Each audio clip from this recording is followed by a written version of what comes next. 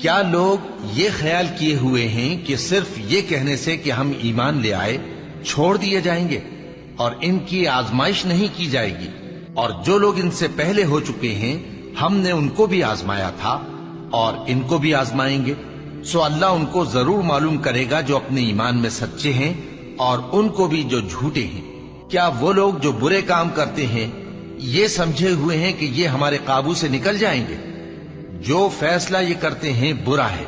जो शख्स अल्लाह की मुलाकात की उम्मीद रखता हो तो अल्लाह का मुकर्रर किया हुआ वक्त जरूर आने वाला है और वो सुनने वाला है, जानने वाला है। और जो शख्स मेहनत करता है तो अपने ही फायदे के लिए मेहनत करता है। बेशक अल्लाह तो सारे जहान से बेनियाज है। और जो लोग ईमान लाए और नेक अमल करते रहे हम उनके गुनाहों को उनसे दूर कर देंगे